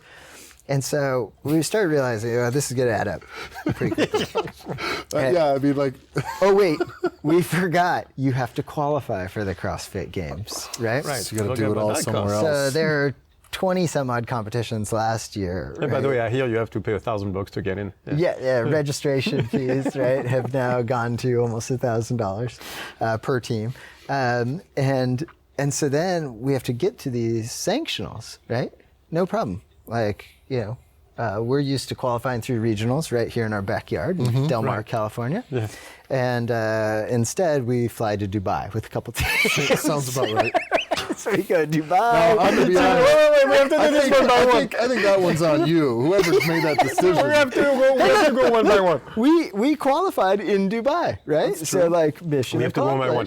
So you sent 2 teams to Dubai. We sent 2 teams to Dubai plus Tino and myself to coach them. So that's 8 people. That's 10 people minimum. Is that? Did you bring anybody else? Oh no, it was 11 because we brought McCoy, our videographer. Right. That's 11 people already. So that's plane tickets for you right there. Yeah, we were not, to be honest, we were not in a financial position to buy everybody's tickets. So a lot of them, and look, our athletes have actually been awesome. Like they've appreciated the support when we can do it, but they've also, they've understood if we couldn't. But yeah, we did Dubai, we did Shanghai, we did Brazil in Sao Paulo, we did Washington DC for MAC, we did Granite Games, we did what else? Wadapalooza, Miami with multiple teams. We had 27 athletes, I think, in Miami, and we had a massive house and stuff. How much was that a house? I don't know. Some of those are things you just forward on to the account because you don't want to know. I do know that we did a roundup, right? And we said, okay, because we need to look and say, okay, boy, these are adding up. And we spent in excess of $100,000 in 2019 just on competitions. Jesus. Which was a little bit of a tough pill to swallow because we were like, well, that's not cheap. What would you describe that expense as? It's how it fits. Do you think it's Yeah. essentially marketing Expensive. for the online business, or is it kind of a Does he do 80-20 but between that let's and the answer the other way. gyms? Does he actually? Well, I mean, he promotes Invictus, but does he actually do? And you're doing this a lot for your athletes, Yeah. and for the Invictus, for the coaches, for the culture, but you're not recouping. No, and we don't take prize money, right? That's another thing that I think not. people the may, athletes will get may the think. prize money. The athletes keep their prize money. Yeah. I'm like, you're the one out on the floor, doing it. So they It keep seems their like prize money. it's an interesting arrangement, having been with a company that sponsored some athletes before. Mm-hmm. But what we did was very little, some money, little money help for your airplane ticket, little for that type of stuff. But I think it's very different having sponsored somebody versus like, no, this is my team. I now have to Right. get you everywhere. Yeah, and It's a different level of commitment. Yeah, it is, and to be honest, until last year, we've never once even thought about it, right? Yeah. Like, it's just, but then as the sport kept growing, it started to become, more and more of an issue. But it's a really interesting question. Like, how do we categorize that expense? Because I do think that, the easiest answer or the assumption would be like, oh, it's marketing. It's advertising, right? Yeah. And there's no doubt that there is a marketing element, that there is a brand exposure element, but we certainly don't treat our athletes like it's a marketing expense, right? Yeah. Like we are giving, we're putting everything we can into them, right? Because you also don't. Your objective with that is to have them be comfortable and successful. That's right. It's all about, they have stated a goal to us. You mean you're not just giving them a check and saying, wear this Invictus shirt anytime you're on Right. camera, and we'll see you on Tuesday. Yeah, exactly. Right? Okay, so I'll talk about when I was there for the games that year, because so people know the work that you put in. You were there for a week straight, Yeah. right? For every single athlete. That means basically you spend the entire day at the games. Right. Like, you're used to it. I was And normally exhausted by day the two. week before we do a full training camp. Yeah, full training camp and everything. So every day, because you have, people don't know, but you have the masters, you have on a regular basis, Masters, you have teenagers, then the teams and the individuals. So you get 40 athletes. So you were basically in the athletes area Yeah. all day. Yeah, it's super glamorous. You don't even Yeah. get to watch events, Right. right? 'Cause You they- just- and they 'cause you even- warm up one athlete, they go out, and then- now you have to warm up the next athlete. And they didn't even let us in the athletes tent. We Yeah, were in we the were baking in the we sun. were baking in the warm-up area, and then you get stuck there going like, okay. So so the athletes then they go to their room while your mom takes care of food, laundry, everything. Yeah. And at the end of the day, you have that meeting with all the trade. top people, so you can talk about what happened and stuff like that. So Yeah, your day debrief. is fucking like what? Where was that? 7 in the morning? When did we It go? depends. So ever since the games went to Madison, the schedule has been. because I was in Carlson. Yeah, So, well, the schedule's actually been great in Madison. Like, we can sleep more than 5 hours. But remember in Carson, they almost every year they would start an event where athletes had to be at check-in at 5, which meant that we were waking up at 4 something, getting all their food into big lunch boxes, right? Right. Packing the car, getting them in the car, driving them for check-ins, doing all that. No, So- but so people understand, like when we say breakfast, it's not a buffet. Each person had their, like Karen would bring them container the of breakfast. Tupperware Yeah. with their food, measured for them and all that stuff. And the day would end, that was 9:30. When they would have dinner, CJ would talk, good, see you tomorrow. That was like fucking 9:30. Yeah. It was We'd get to bed at like midnight, and then you Write some 4 or programming 5 a.m. and then do it again the next day. And that was a week straight.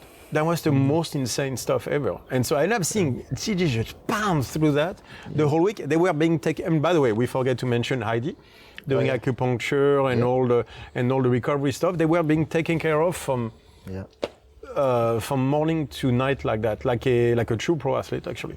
Yeah, that was.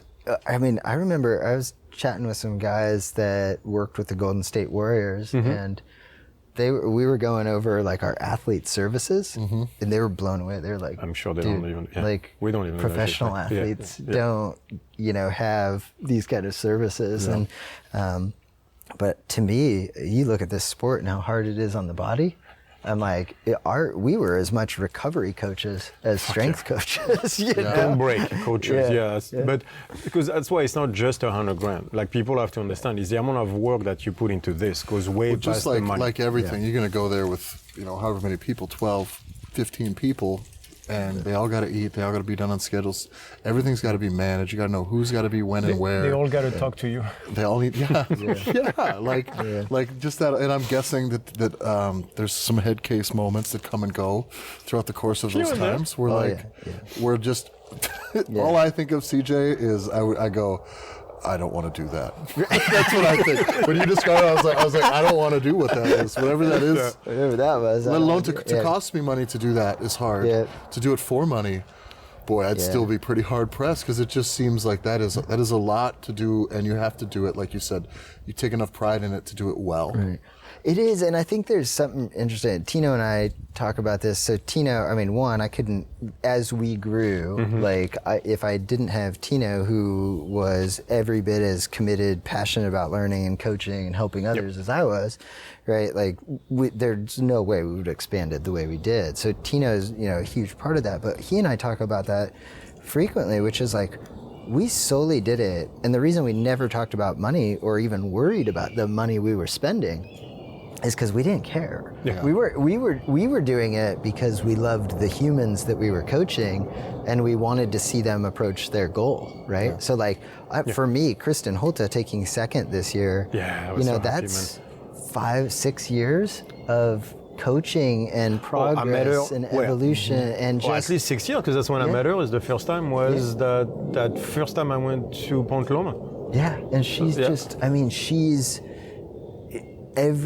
she is as deserving as any athlete. That in the woman world, has worked so hard. sport. People don't understand. By the way, she's the toughest athlete, men, women, mentally. that I've ever had in my hands. Men, and women, any sport.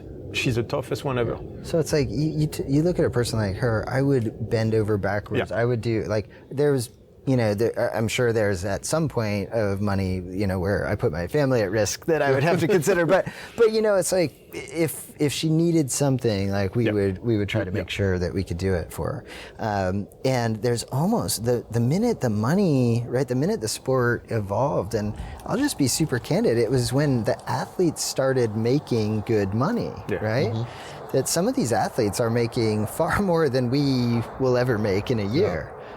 And yet we're still, we're still trying to support and push and that's where like it starts to get tainted, because then you're like, when people ask that question of where do you categorize this? Is it a marketing expense? Like I almost get this like you want to fight about it, right? Because you're like, no, I'm not trying to market this person. Like I'm doing this to help this person. And it does change that dynamic, right? Because the minute you start to bring in money and it becomes transactional. And that's why I've actually stepped back from coaching a little bit, because I don't like that feeling. I left a job making great money. Right, and if this becomes about me trying to make money off of somebody, I'm like, that's not what it's ever been. So even that perception being out there, it makes it a little dirtier for Tino and I. It's like, no, we're actually doing this because we care. And then the minute it becomes about money, we're both like, oh man, we don't want to do this. I knew there was a problem when I saw agents coming in. Yeah. I was like, they're gonna bring the sponsors, and you don't want those people in. And that's, for me, I was like, okay. The minute training became about, how many tripods we could set up around the gym, and Instagram. Suddenly, Instagram started to dictate the workout because it looks cool, or stuff like that. I was like, And if you check my Instagram, I'm like a 4 times a year type of guy. That's my Instagram. So like, it's just not a part of me and my personality. And so like, once it started being prevalent in the training space, because athletes, and I get it, like athletes have obligations. I'm not saying that they shouldn't do it. It's not a criticism, it's just saying like this is when the ship starts to tilt to a certain side. It just changes things a little bit, and it takes us away from that, first day popping my head into CrossFit San Diego with the roof falling down gritty. And that's what resonated with me, is like, let's go to work. Well, I think that's important. That when you mention all of this, the thread that goes through the beginning, since the beginning, was that it was never about the money. No. Right? And that when you talk about spending lots of money with the athletes and teams and going places, when we talk about what is that expense, you're like, well, it's not almost an expense. It's an added value to what you do, you know? And that is a piece that I think kind of runs through the beginning, kind of through this whole story. Is it's not really about the money. So when people think the competitive athletes, all these things, well, maybe you're not doing that because there's a bunch of money at the end of that fucking rainbow for you. Yeah. It's just that that's the game you want to be playing right now, and it's the thing you like doing. But that brings the question, though, because it is changing. Yep. Like, and that's a reality now that we don't even have the regionals, Right. which I love the online stuff. Like, to me, the greatest thing I've seen from a sport perspective was that online feed during regionals. You know, like from a media perspective, Yep. fuck, did they do that well? Yeah. With their own like commentator, man, that was cool. Yeah. That was cool to watch. You know me with HU, but did they do that well? With the events and everything is changing though. Like when I saw the agents, you know, when I thought the most was when I saw the agents was like suddenly, you know, like when you were doing your talk, it wasn't just the athletes and the coaches there. Suddenly they were outside other people in there, and I'm like, okay. And outside started. interest, right? Now, Right. And especially like I talked about Kristen Holta, and I've loved coaching certain individuals, and I've been really lucky to have like some awesome individuals, but I love teams, right? I love the dynamics as much as a pain in the ass it can be, right? But when I was coaching 6 people or now 4 people, right, there's a lot of stuff, and you can get some really cool lessons and life lessons and long-term friendships out of that stuff. But man, that changes, right? Yeah. Because now if you have somebody that's on teams, and now you go to these super teams, right? Well, everybody's got a different sponsor, and they've got different obligations, and then they've got Well, I forgot about and I that. think you So can even also that. start seeing consolidation with sponsors too. Did that create? So with the big name sponsors here and there, and you need to attract someone to your team. Well, Right. you now have leverage because you have connections within your own sponsor environment. So this is the game has changed yeah. a lot in the last 2 years. And I've never actually talked about this publicly. We talk about it with Tino and some other people, which is that that's the biggest heartbreak for me right now. Is I think the rule change to the team side. And I knew August 2018 when the first article came out saying that the game's format was going to change.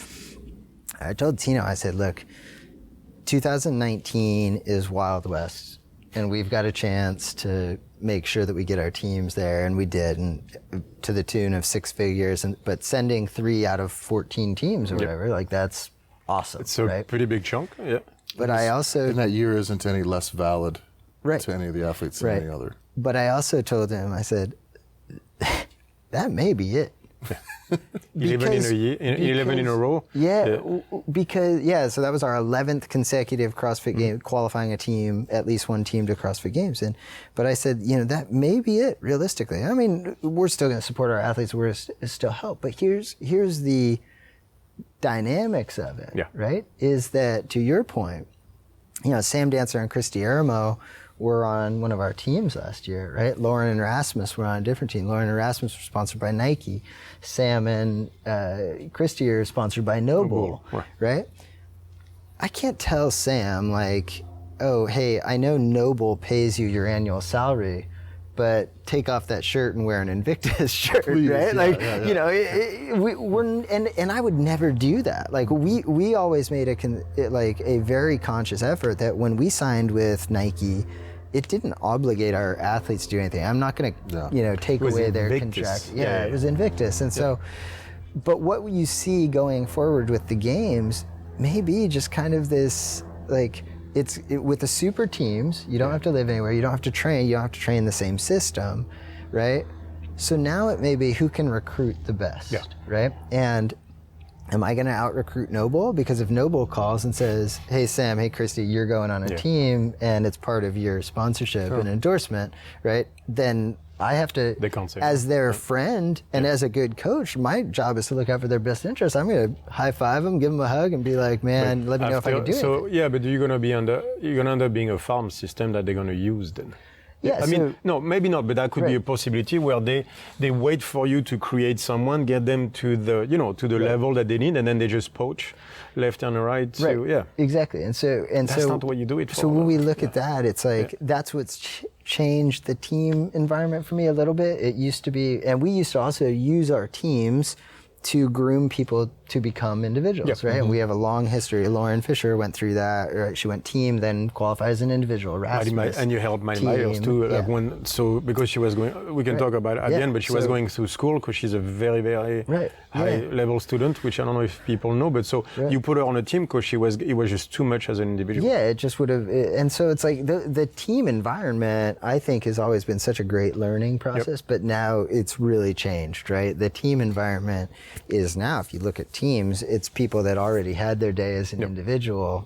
90+% of the teams are made up of former individuals, and now they're going into that team environment. But they now come with sponsors, all of these things, and so it's a little bit harder to get that total congruence, where everybody's just in it for to make sure that the team does as well as humanly possible. Yeah, that's kind of And you still have those people, and you still have those persons. I mean, we had like our Invictus X team. It was one of the, best experiences in that the way it came together. They went through a lot of turmoil last year with different team combinations, and at the end, it ended up being Sam, Dancer, Holden, Rethwill, Christy Aramo, and Margot Alvarez. And we came together for a training camp. It was some of the 3 best days, just because the mutual respect, the caring, the camaraderie, right? The just absolute willingness to do anything for the team success, right? It was stuff like that. That's those for coaching. Yeah. Those are the moments you live for, right? It's not even the finish of it. It's it's that process of coming together. So over these last few years, so you've coached a lot of people. You've coached a lot of people very far into the competitive side of things. What are some of those most the off the competitive stage wins for you with a lot of these people you've been coaching? Yeah. What are some of the big wins you've got that aren't just, we took them here, we did this, because you've been able to see people develop in their lives for now 15 years in this space, which is fucking rare. Right. It's such a young space, and not many people have 14, 15 years of coaching people and seeing how they grow. What has some of that been like? Do you have cool examples of seeing people kind of grow all the way through? And so many, and it's funny because I think that in many ways some of our best coaching work has been not to encourage, but to facilitate the conversation as to whether or not somebody really wants to keep doing this. And we've had several. I mean, Asia Bartow I consider a really good friend. I coached Asia for a few years, and at one point he said, hey, I don't think I want to do CrossFit. I want to compete weightlifting nationals. And I'm like, cool, well, if I can help you, right? And so I coached him for weightlifting nationals. Another, Amanda Schwartz, who's also down in Texas, right? Amanda, I coached for about 1.5 years. She was successful. She made it to the CrossFit Games. Did well? Yeah, did well. 3 weeks after we talked, I'm like, tell me where your head's at. And she's like, I don't know. She has a son. I think she had just gotten married at that point, and she was like, I think I should probably focus on my family. I'm like, I think you're right, and well, because Maddie, how many hours per day? Right. To send someone to the games, let's say 2 months before, regionals and everything. We're talking for 4 months in a row.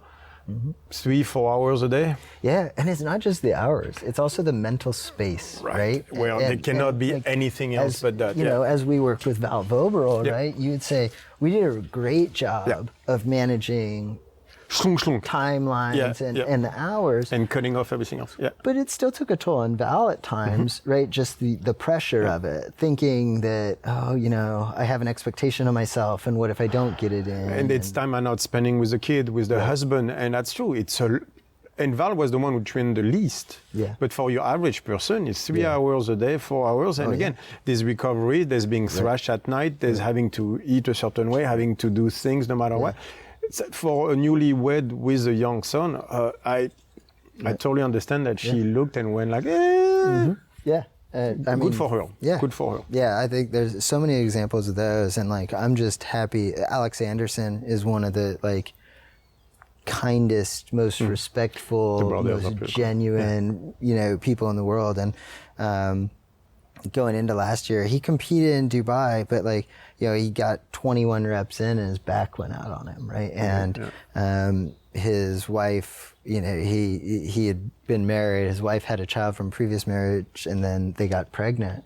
And so we had some great conversations. And the thing, like, there wasn't much guidance needed. Alex was like, hey, you know, my family's my priority. I need to find a steady support. And I'm like, 100%. So he's, you know, he's like, I got to retire from CrossFit. I'm like, yeah, you do. But went up 21 reps in. You know, he's like, I think he said to me at one point, like, you know, I just, you've worked hard to like help me. I don't want to disappoint you. But I'm like, dude, like, I would be disappointed. Yeah, exactly. I would be disappointed if you kept doing this. No. Yes. Especially for me, of all people. Yeah, like I want any of our athletes, like, as a coach, our only job is to figure out how we can help them achieve what they want to achieve, right? I remember hearing Dan John many years ago say, the goal is to keep the goal the goal. In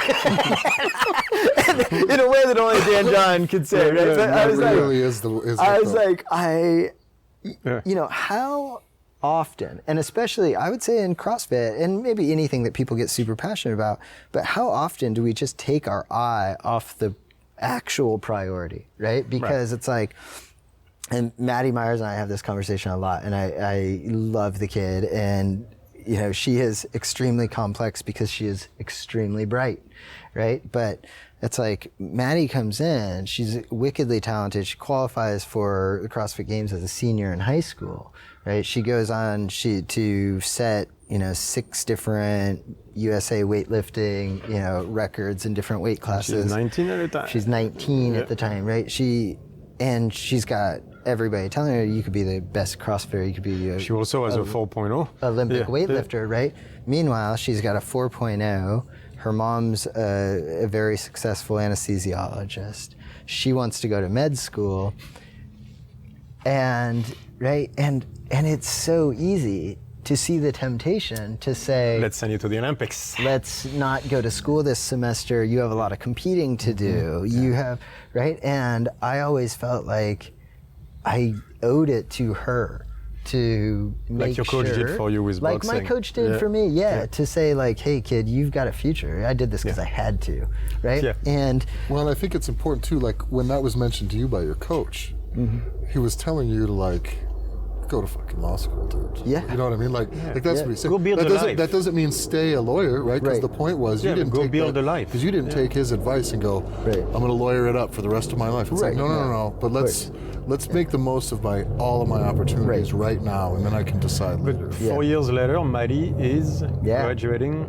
Five. She just turned 23. She was just over the other night. We were like, oh my God, I started coaching this kid when she was 17. Wait till you see, But And she just turned 23. She's got, you know, I don't know, maybe like a 398 or something out of, you know, UCSD, right? Really, she is working at a medical lab. She's publishing 2 papers in this, you know, crazy research, medical research, right? While she's going to school. And she's still training, and she's still a badass that destroys everybody. But it's like, you know, as a coach, yes, I am an athletic performance coach.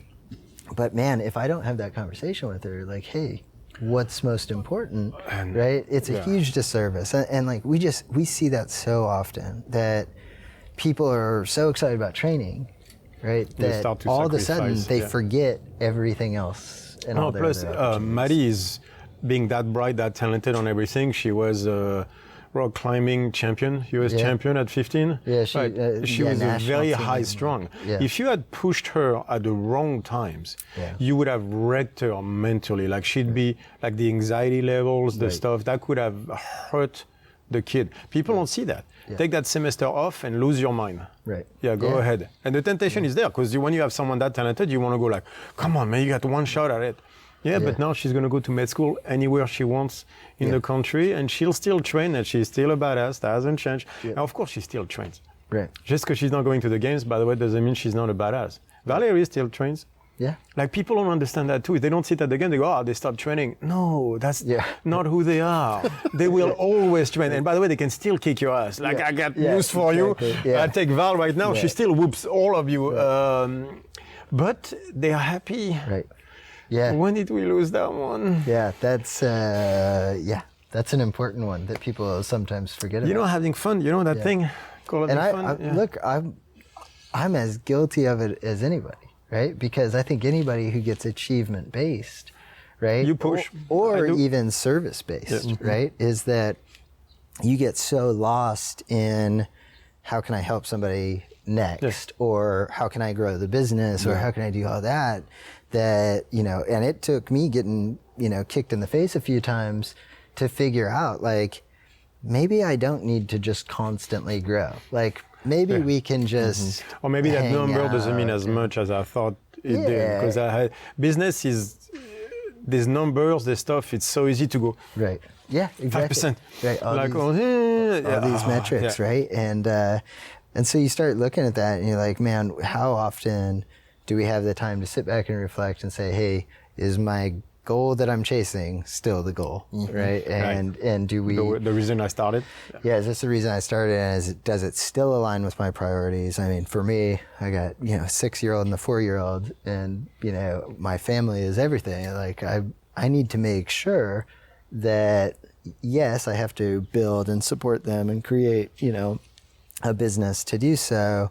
And at the same time, how many top executives do we see? How many top athletes do we see that have been married 7 times, or like all this? Because there is a sacrifice to being all in to be the best you can be in one aspect of your life, whether we're talking about sport, business, anything. If you're solely focused, there's some other things that are going to drop off, and then that just becomes a personal question, and that as a coach, I'll never answer for an athlete, but I think we owe it to them to just have some check-ins. I see that even on the lower levels. When you walk into someone's gym and you go like, oh, okay, priorities have changed. Right. I've seen that, like when I was even in Europe and everything. Like they get successful, they go from 100 to 200 or stuff like that, and you walk in the gym and you go, okay, so you went the other route then, like Starbucks and the trends. And, sure. And you go like, hey, there goes the soul of the place. Right. Yeah. I mean, and it's, some people are tough to control. So they're like, we realize that we're going to try to do what's best for somebody, and they're going to blow you off. A certain number of population is just going to blow you off and be like, no, I'm going to do something totally self-destructive. I'm like, okay. What am I going to say? Exactly. Yeah. I remember we had a guy who's in his 50s and a little overweight and had a shoulder issue, and the open came out and there was muscle ups. My time to shine. And my man came 4 days in a row, right? Oh, yeah. For like same workout. hours trying to get muscles. I'm like, hey, don't you have a hurt shoulder? Like, yeah. I'm like, maybe don't do it. Yeah. I'll be back tomorrow. Okay. Yeah. Exactly. But it's funny, like it's athletes, it's owners, it's coaches. Like you get stuck in that mindset. Man, is it destructive? Yeah. That's why I'm afraid, because I know I have that tendency. So sometimes I thank God for Yaya. If I didn't have Yaya, like sometimes where I'm like, I have the kids have the time I want to strangle her. Yeah. If she wasn't there, I would have no balance whatsoever. Yeah. I fear the day she leaves the house. Yeah. That's because I'll go fucking insane. Yeah. If you think I'm insane now, it's because Yaya is there to keep me balanced. Definitely my kids, but Courtney's always been that for me too, right? Is that Courtney and I have very different personalities, right? And very similar priorities in terms of our family and our core values. How to get there, But she definitely places an emphasis on love, caring, and having fun. Whereas, like, if I were alone, I place zero emphasis on fun. I don't get it. I know. I'm like, I will I just want to get shit drive done. this. Execute until it's all done. That's what I would do all day. Yeah. Till dinner, and then dinner would be reading my shit, and then going to, I would have no balance whatsoever. Yeah, I would never do anything for the pure joy of it. So I pretty much totally don't relate to anything you guys just said.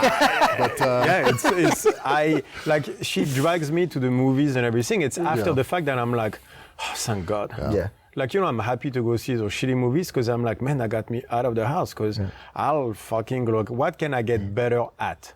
right now. Exactly. That's always right. That's always my mindset. Yep. And like to a detriment. Like even in my relationship, like well, we should be getting better at this. Exactly. Like there's never. Are we better today than yesterday? Right. This is what matters. like there's never. I don't really feel you being better today. Emphasis on contentment in my life, but it's called pushing forward. I'm learning. I am not 46. I've not learned. I'm getting worse. My son, the really cool thing is like, I think when I had kids, I thought, oh, well, you'll be able to shape some direction. Like, yeah, right. Only a father can laugh. Exactly. But like, I've always been like type A kind of control freak. I'm like, well, I'm gonna put my kids in gymnastics and then I'm gonna do this. Yeah. Girls are being better, but not that much. And my son, like, he, for whatever reason, and like, I wish I could say I'm super rugged outdoorsy by nature, but like, at 2 years old, all he wanted to do was watch hunting, camping, fishing, like shows, right? Go out and like search for bugs in the yard and like do all this stuff.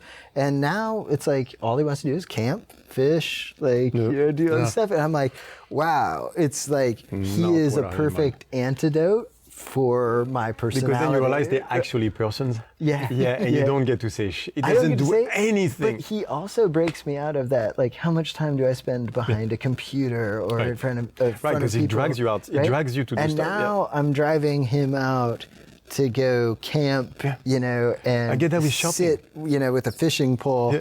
While he throws rocks and is like, hey, Dad, why haven't you got anything yet? Exactly. You're not very good at this. But I get that. No, because I get that with shopping. We go shop and then she'll try 6 stuff and not buy one. Right. And I'm like, I'll buy it. Yeah. Like, she's like, no, I want to use my money. Productive. Yeah. I was like, I don't care. I'll buy you one. I've been here for an hour and a half. You are buying something. I'll buy you something. She's like, no, I'll come back tomorrow. Yeah. But you just tried it. It won't be any different tomorrow. It's the same fucking clothes. By the way, there's the same store in every city we go to. Can we go to a different store? Nope, that's not right. Plus, if you don't buy it that time, you're just going to get roped in for the next selection process. It's like, no, but plus it becomes. Buy this so that this thing happened. We come back a week later, and of course the clothes is gone. So now she's upset. I was like, I know, I told you last week to buy it, and so let's go find it at the other store. She's like, no, I'll get another one. It's not the thing. But it's we the spent process. 2 hours trying it, and like we have to make it. It has to count. My 2 hours have to count. Right. Oh, I lose my. But this is exactly. Yeah. It's I think it's a great lesson. As a balancing act, otherwise it will never happen. Well, I think we're probably at or near whatever I'm going to be able to store on these there you devices right now. We'll do it again next time. But CJ, thanks a bunch for coming. Yeah, Thank you. Really great. Awesome. It's really good to hear the stories, kind of your story behind everything. Because the human behind all the things you see, you just don't know. You know what it is. And Invictus is so big, how could they? Anyway, you know what I mean? People have their own image of it, and I think I really think they don't know what the foundation was. But Julian told me a very long time ago, before I ever met you, he said, CJ is one of the smartest people that I've ever met. Yep. And so I feel like I've proved that wrong so many times. This is why I said that at the end.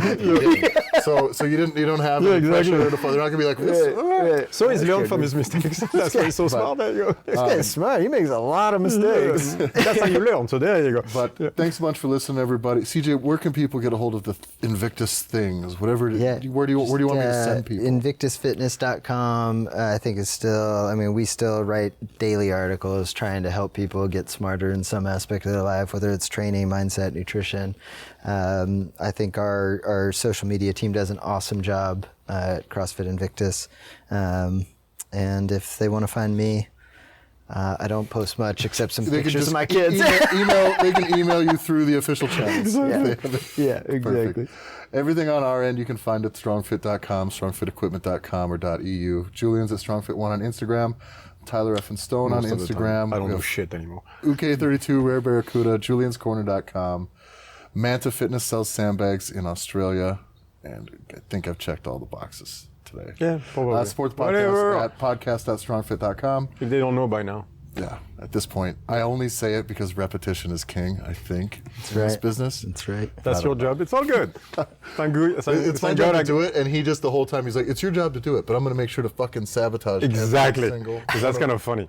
So, all right, thanks a lot for listening, everybody, and we'll see you next week. Bye, everybody. Thank you.